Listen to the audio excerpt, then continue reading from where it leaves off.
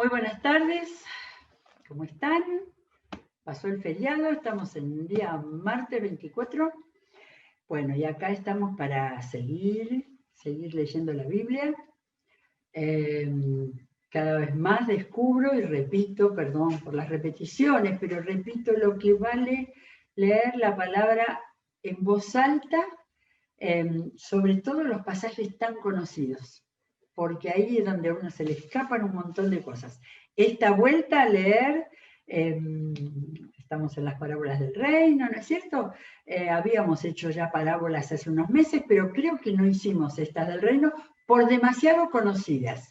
Y sin embargo, estamos ahora encontrando un montón de cosas de cuando la mirada se fija en una palabra, en una manera de contarla, etcétera, etcétera.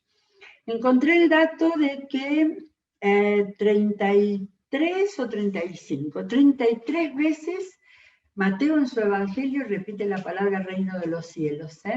Él era, bueno, eran todos judíos, pero él tenía ese sentido de escribir el mensaje para los judíos y que ellos puedan entender la conexión con el Antiguo Testamento, por eso pone tantos versículos del Antiguo Testamento, ¿sí? No de sus propias explicaciones, pero las mismas que Jesús, porque Jesús montones de veces, mientras estaba enseñando, aplicaba y explicaba el sentido de textos que vienen del Antiguo Testamento. Así que, pero el tema del reino de los cielos es propio del Evangelio de Mateo, ¿no? Y después no anoté el número, la cantidad de veces que habla del reino, ¿sí? Y entonces, por eso que estas parábolas que hemos leído y releído tienen ese sentido tan importante de tratar de entender por qué Jesús contó estas sencillas historias para que la gente empezara a tener conciencia de que Él había venido a inaugurar un reino espiritual del cual estaba invitando a ser hijos a entrar a ese reino a toda la gente que lo escuchaba. Bueno, una mención que me parece importante y que creo que en otros estudios de las parábolas no me había dado tanto cuenta es el hecho de la mención del enemigo, la mención y el concepto. Vimos el otro día cómo en los distintos evangelios, en uno dice el maligno, en otro dice Satanás y el otro dice el diablo. No sé si Jesús usó varias veces nombres distintos, pero lo importante no es el dato sino el hecho de Jesús estaba enseñando ya en el Nuevo Testamento y en su presencia en la tierra, estaba diciéndoles cuidado que hay peligro, que junto con el reino de Dios hay otro reino que está trabajando para arruinar toda la siembra que estoy haciendo, que él decía que él está haciendo, y toda la siembra que sus discípulos hacían e iban a hacer en el futuro hasta nuestro tiempo. Así que eso es uno de los datos que lo tengo anotado como muy importante. En esto de la siembra habló del crecimiento, de distintas cosas que hemos visto, pero le dio un papel de alerta, de aviso al enemigo que iba a tratar de que el resultado de la siembra fuera negativo. Bueno, nos quedaron dos, y después pasamos a otro tema de parábolas, a ver cuánto podemos hacer en el día de hoy. Quiero volver al repaso de la que habíamos visto el viernes, creo, con la mala hierba, ¿no? Con la llamada cizaña. En otras traducciones dice cizaña, y la verdad es que aunque tanta gente no conozca el significado del dicho de meter cizaña, es absolutamente propio de los evangelios que han mencionado. A ver acá, no lo tengo, solamente Mateo, solamente Mateo. Vieron ustedes, los que no conocen mucho la Biblia, debajo del título de un párrafo está la cita de en qué otros evangelios está mencionada. Y en la mala hierba no está. Bueno, entonces habíamos visto, y quiero ver qué resaltamos. Vemos el comienzo. El reino de los cielos es como un hombre que sembró buena semilla en el campo. Acá no explica todos los elementos, ¿sí? Porque en otros lados, no, ahora lo vamos a ver. Lo vamos a ver en la explicación. En la explicación él se los enseñó, especialmente lo remarcó a los discípulos, ¿sí? Acá les contó que viene alguien, que viene cuando brotó el tiel, me apareció, y a ver quién dice, su enemigo. Así que, aunque la explicación le puso nombre a su enemigo, es el enemigo el que está siempre tratando de perturbar todo acercamiento de la palabra, de la semilla, a una persona. Bueno, acá entonces Mateo directamente dice un hombre que sembró buena semilla en el campo. Solamente la parte agrícola es la que él cuenta como que Jesús se lo contó a la gente. Y así como veíamos ayer, evidentemente no era tonta la gente, por más sencillo que fuera. Esa explicación de que viene alguien y mete mala hierba, cizaña en medio de un buen sembrado, es muy clara la aplicación para la vida personal. Y como era Jesús el que lo estaba enseñando y no un maestro cualquiera, es evidente que cada vez cuanto más lo iban escuchando, más iban entendiendo que estaba hablando de verdades de la vida espiritual. Y entonces cuidado, porque el enemigo va a querer venir a sembrar en cada uno de nosotros una hierba mala que estropee el resultado de esa siembra. Así que me quedo cada vez más convencida de que, por supuesto que después Jesús explicaba con todo detalle, porque era la formación del discipulado, ¿no? Era el taller de discipulado que pronto, vamos a ver qué día aparece en esta semana, era el taller de discipulado de los discípulos para que realmente entendieran no solo el vocabulario de las enseñanzas, sino la profundidad y los distintos aspectos que tenía que ver este tema de sembrar la semilla. Bueno, yo volví al capítulo 13 de Mateo, leí del 24, el comienzo del 24, y vamos a la explicación, porque ahí es donde encontré la única vez que Jesús dice esto. 13, en versículo 36, que dice que entró en la casa, que los discípulos le pidieron que explique, y dice, el que sembró la buena semilla es el Hijo del Hombre. Creo que es la primera, no lo sé, no miré todo, pero no sé si no es la primera vez que hablaba, que se llamaba como el Hijo del Hombre. Es posible, estamos en el capítulo 13, es posible que lo haya dicho otras veces, pero acá lo tenemos con toda esa claridad. El que siembra las semillas soy yo. Y él estaba hablando, usando esa frase, Hijo del Hombre, que aparece también en el libro de Daniel, y que tenía un contexto en toda la formación doctrinal del Antiguo Testamento. Y entonces se explicó clarito, el campo es el mundo y la buena semilla representa a los hijos del reino. Acá también, así como había hablado en la del sembrador, que había hablado de los hijos que creían en él. Los hijos del reino. La mala hierba son los hijos del maligno. Y el enemigo que la siembra es el diablo. Así que acá tenemos maligno, enemigo y diablo. Están todos, ¿eh? No sé si en este tiempo en que estamos presentando el Evangelio, con la parte que había como sido descuidada del Evangelio, presentando el amor del Padre, el Padre buscando que sus hijos vuelvan a Él, y todo lo que esto significa con todo el contexto de la palabra, pero lo que quería decir es que no sé si nos estamos de alguna manera, dejando un poco de lado, olvidando que el enemigo está siempre en el medio. Pablo tuvo tan claro esto porque él estuvo luchando contra el enemigo todo el tiempo cuando habló de las potestades, de los gobernadores de las tinieblas y de tantas maneras en sus cartas.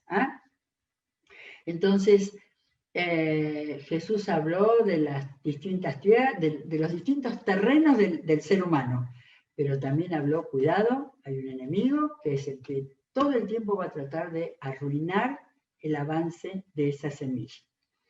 La cosecha es el fin del mundo y los segadores son los ángeles. Eso lo leímos el otro día, pero atento, acá Jesús empieza a hablar del fin del mundo, y lo empieza a hablar a los discípulos para que ellos también vayan explicando. Y entonces dice en el 40, así como se recoge la mala hierba y se quema en el fuego, ocurrirá también al fin del mundo.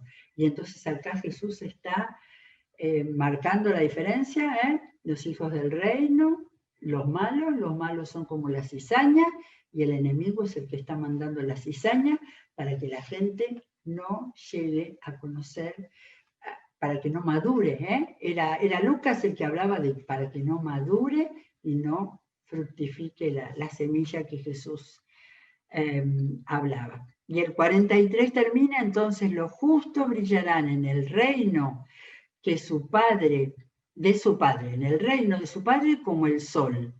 Al que tenga oídos para oír, oiga. O sea que esa enseñanza terminó como una manera positiva, que los justos sepan que hay recompensa y que van a llegar a lo mejor a lo cual podían apelar.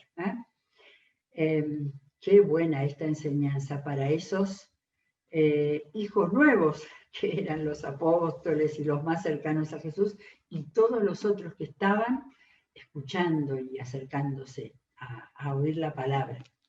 Bueno, algo más que tengo de las parábolas de el tesoro escondido y la perla. Eso lo leímos, pero muy rapidito porque se acababa, creo que el viernes se acababa el programa. Algunas cosas que hacen pensar estas parábolas tan sencillas, tan positivas, tan fáciles, aparentemente fáciles. El reino de los cielos es como un tesoro escondido en un campo. Cuando un hombre lo descubrió, lo volvió a esconder. Acá no había terrenos atrapados con gente que venía a instalarse, no había nada. Lo escondió y se fue. Miren qué segura era la vida en aquel tiempo. Lleno de alegría, había encontrado un tesoro, fue y vendió todo lo que tenía y compró ese campo. Yo sentí que, bueno, primero, acá hay una idea que uno la pasa así en el cuentito, y es el tema de que el hombre renunció a todas las otras cosas que le interesaban hasta su vida en ese momento. Eso es lo que Jesús contó. O sea, el hombre fue, vendió todo lo que tenía. Yo pensaba, habrá vendido las joyas de la abuela, habrá vendido todo para tener ese tesoro. El otro también se parece al reino de los cielos, a un comerciante que andaba buscando perlas finas. Este estaba en la búsqueda, el otro aparentemente lo encontró de casualidad. Un desconocido le habló del Evangelio. Este estaba buscando perlas finas. Cuando encontró una de gran valor, fue y vendió todo lo que tenía y la compró. Así que Jesús, la gente que estaba ahí escuchando, tomó ese concepto. Cuando uno encuentra algo que es muy importante, muy valioso, tiene muchas veces que renunciar de distintas maneras a todo lo que antes tenía que era valioso. Así que enseñanza para la vida cristiana, clarísimo, ¿no? Ahora, es una interpretación mía.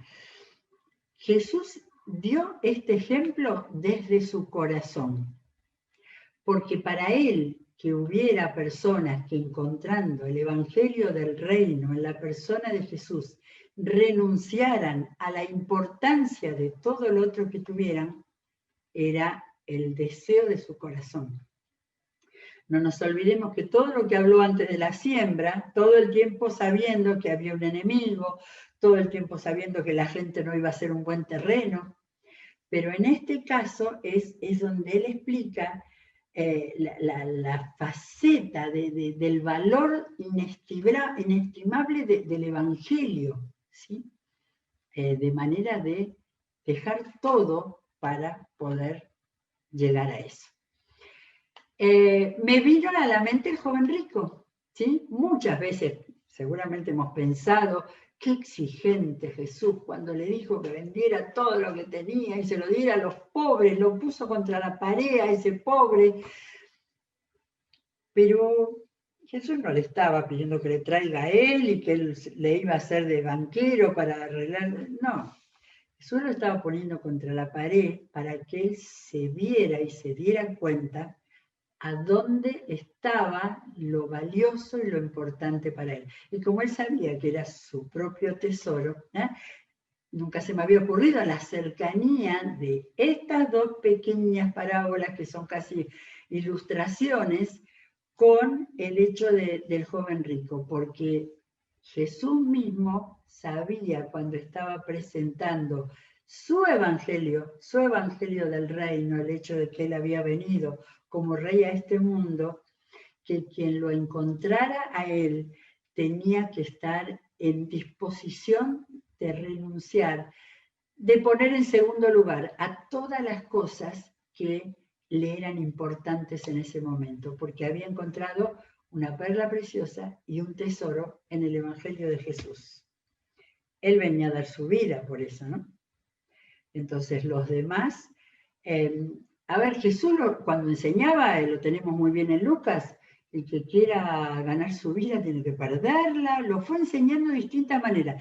Acá es una de las enseñanzas más sencillas, pero en el fondo, de una manera o de otra, estaba explicando eso, ¿sí? Si encontramos el tesoro de la vida nueva en Jesucristo, hay que reubicar o vender o poner en otro lugar o dejar todas las cosas que eran tan importantes que ocupaban todo, sobre todo el corazón, porque Jesús habló del tesoro y el corazón. Bueno, quedamos por acá, quedamos acá con las parábolas del reino, ¿no? Hicimos un recorridito por las especiales, con todas las que había puesto Mateo, y entonces ahora hay una selección, 3, 4, no sé a cuántas llegamos hoy, no llegamos a tantas, parábolas sobre el servicio y la obediencia. Acá ya estamos en la vida cristiana y son cosas entonces que tienen que ver con distintas cosas, con las actitudes nuestras, con las actitudes de Dios como el Señor de nuestra vida. Parábola de los viñadores, Mateo 20. Muy conocida, todas la saben, pero vamos a mirarla pensando qué nos dicen hoy. Asimismo, el reino de los cielos se parece a un propietario que salió de madrugada a contratar obreros para su viñedo. ¿Se acuerdan? Acordó darles la paga de un día de trabajo y los envió a su viñedo. Cerca de las 9 de la mañana salió y vio a otros que estaban desocupados en la plaza. Les dijo, vayan ustedes también a trabajar en mi viñedo y les pagaré lo que sea justo. El concepto de justo, de justicia del Antiguo Testamento está siempre en las enseñanzas de Jesús. Así que salió de nuevo a eso del mediodía y a la media tarde e hizo lo mismo. Alrededor de las 5 de la tarde salió y encontró a otros más que estaban sin trabajo. Les preguntó, ¿por qué han estado aquí desocupados todo el día? Porque nadie nos ha contratado, contestaron. Él les dijo, vayan ustedes también a trabajar en mi viñedo.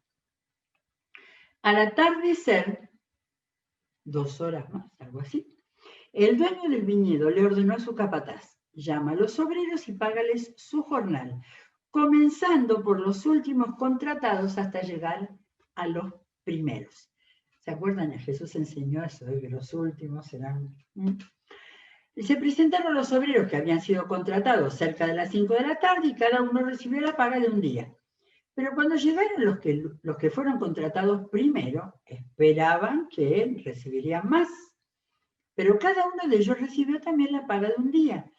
Al recibirla comenzaron a murmurar contra el propietario. Estos que fueron los últimos en ser contratados, trabajaron ellos ya lo hicieron, bajaron la caña, una sola hora. Y usted los ha tratado como a nosotros, que hemos soportado el peso del trabajo y el calor del día. Llamaron al sindicato, seguramente. Pero él les contestó a uno de ellos: amigo, no estoy cometiendo ninguna injusticia contigo. ¿Acaso no aceptaste trabajo por esa paga? Tómala y vete. Quiero darle al último obrero contratado lo mismo que te di a ti. ¿Es que no tengo derecho a hacer lo que quiera con mi dinero? ¿O te da envidia que yo sea generoso? Esto es tremendo, ¿eh? Pero esto no tiene que ver con leyes de contrato de trabajo o con las cosas gremiales, ¿no es cierto? Porque me parece que todo el mundo diría que eso era muy injusto. Ahora, como estaba hablando de la vida espiritual, Jesús estaba enseñando algo muy grande, mucho más que la paga de los obreros que trabajan el día entero y los que trabajan un ratito nada más. Jesús estaba, estamos en Mateo 20, ya estaba bastante cerca del final acá, y estaba cada vez más ampliando el campo de sus enseñanzas, ¿sí? Acá estaba mostrando a Dios dando la paga, tratando a todos por igual, con un sentido de justicia que no tiene que ver con las leyes laborales. Las parábolas, hay algo en la concepción de una parábola. Una parábola es una historia sencilla, corta, que generalmente tiene una enseñanza, ¿sí? Aunque a veces es muy pintoresca y hay muchos elementos. Esta es muy buena, esta parece una película, ¿sí? Pero acá hay una enseñanza, ¿no? Te dice, ¿no tengo derecho a hacer lo que quiera con mi dinero? ¿O se te da envidia de que yo sea generoso? ¿Sí? Es como Dios hablando y diciendo, voy a perdonar al que se convirtió en el último minuto, ¿eh? ¿Cuántas veces pasa que alguien está muy feliz porque se murió una persona cercana, pero antes de morirse se encontró con el Señor y salvó y llegó a la vida eterna? Jesús estaba hablando de eso y remató la historia diciendo, así que los últimos serán primeros y los primeros últimos, ¿sí? Era un relato tan interesante sobre la justicia de Dios, sobre la mente de Dios al ver a los hombres, ¿sí? Porque hasta acá en el relato están metiendo los dedos en la, no sé, en la codicia, bueno, también ningún tipo de respeto, de reconocimiento a esos que no habían entrado a trabajar antes porque no habían conseguido trabajo, ¿sí? No era porque eran unos vagos y no quisieron, es porque no habían conseguido trabajo. Estaban siempre en el lugar, yo vivo en un lugar donde, durante, no sé ahora, donde en una placita está siempre la gente que va ahí esperando que la contraten para trabajar. De manera que es muy interesante. Es interesante también esa cosa de que muchas veces humanamente respondemos a las parábolas de Jesús diciendo, o al trato de Jesús con las personas, ¿no? Diciendo, ¿cómo contestó eso? ¿Cómo? Pero él estaba enseñando las grandes enseñanzas del reino. Bueno, y hay otro, seguimos con Mateo, que es el gran escritor de las parábolas. 25, Mateo 25, eso me lo acuerdo de mis primeros tiempos de estudio de la Biblia. Ahí estaba la parábola de los talentos, otra de las parábolas que también pareciera que nos encontramos con un Dios injusto. Ahora, la parábola de los talentos, nosotros que ya somos expertos en buscar contexto, está en el capítulo 25, donde primero está la parábola de las 10 vírgenes, las que se prepararon y las que no se prepararon. De manera que estamos acá en un tiempo en que Jesús estaba contando estas historias en las que mostraba que Dios iba a pedir cuentas. Y acá está la real comprensión que tenemos que tener con estos relatos. Bueno, busqué en varias traducciones, porque me acuerdo que esta era la palabra de los talentos en la Reina Valera 60, porque claro, el talento era la moneda de aquel entonces, y cuando se tradujo la palabra, se tradujo con el significado que tenía. Pero bueno, las traducciones modernas ponen monedas de oro. El reino de los cielos, Jesús, todo, a ver, no sé si Jesús, pero Mateo por lo pronto tomó la enseñanza de cada parábola. El reino de los cielos será también como un hombre que al emprender un viaje llamó a sus siervos y les encargó sus bienes. A uno le dio 5.000 monedas de oro, caramba, a otro 2.000 y a otro solo 1.000, a cada uno según su capacidad. Interesante eso, según su capacidad. ¿De qué? De negociar, de hacer fructificar ese dinero. Luego se fue de viaje. El que había recibido las 5.000 fue enseguida y negoció con ellas y ganó otras 5.000. Asimismo, el que recibió 2.000 ganó otras 2.000. Pero el que había recibido 1.000 fue, cavó un hoyo en la tierra y escondió el dinero de su señor. Menos mal que no fue nadie y no le encontró el dinero. Después de mucho tiempo volvió el señor de aquellos siervos y arregló cuentas con ellos. El que había recibido las 5.000 monedas llegó con otras 5.000. Señor, usted me encargó 5.000, mire, he ganado otras 5.000. Y el Señor le respondió, acá importante es la actitud del Señor en esta parábola: hiciste bien, siervo bueno y fiel. En lo poco has sido fiel, te pondré a cargo de mucho más. Ven a compartir la felicidad de tu Señor. Respuesta positiva, felicitación y mejoramiento de su situación con el dueño. Llegó también el que recibió 2.000. Señor, informó, usted me encargó 2.000. Mire, ganado otras 2.000. El Señor le respondió, hiciste bien, siervo bueno y fiel. Has sido fiel en lo poco, te pondré a cargo de mucho más. Ven a compartir la felicidad de tu Señor. Bueno. Después llegó el que había recibido solo 1.000 monedas. Señor, explicó, yo sabía que usted es un hombre duro, que cosecha donde no ha sembrado y recoge donde no ha esparcido. No aprendió forma de tratar a los jefes. Bueno. Así que tuve miedo y fui y escondí su dinero en la tierra. Mire, aquí tiene lo que es suyo. Esto es para enseñanza del pastor Daniel González, ¿no es cierto? El Señor le contestó, siervo malo y perezoso, así que sabías que cosecho donde no he sembrado y recojo donde no he esparcido, pues debías haber depositado mi dinero en el banco.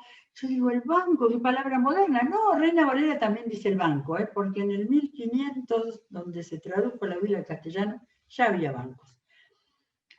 Para que a mi regreso lo hubiera recibido con intereses. Quítenle las 1.000 monedas y dénsela al que tiene las 10.000, porque a todo el que tiene se le dará más y tendrá en abundancia. Al que no tiene se le quitará hasta lo que tiene. Y a ese siervo inútil échenlo afuera a la oscuridad donde habrá llanto y rechinar de dientes. Es muy fuerte esta, ¿no es cierto? Es muy fuerte, es muy fuerte. Sin embargo, acá está nuevamente el sentido de justicia, pero está el sentido de retribución. Acá Jesús ya en el capítulo 25 de Mateo está hablando de el uso de las cosas que a uno le ha dado, ¿no? Siempre se tomó los talentos, los dones, pero hay un montón de otras cosas que Dios a uno le da: tiempo, oportunidades, familia, relaciones, ¿eh? Y entonces otra vez Jesús abre y muestra un poco, hay un juez justo que va a venir a ver en realidad de qué manera usamos nuestra vida, de qué manera multiplicamos lo que Él nos dio. ¿Y de qué manera no nos quedamos que el miedo nos paralizara? Uy, eso está fantástico. El miedo paralizó a este hombre para que hiciera lo seguro y no se arriesgara a nada más. Esto para la Escuela de Desarrollo Personal, agradezcanos esta enseñanza. Muy bien, me quedaba una, pero no hay más tiempo, así que mañana seguimos. Espero que estemos aprovechando y sacando más cosas, sacando más, porque todos sabemos, la palabra tiene esto, la palabra irradia luz, entendimiento, conocimiento, y a cada uno que esté buscando con honestidad y con profundidad, le va a dar más cosas para la vida personal.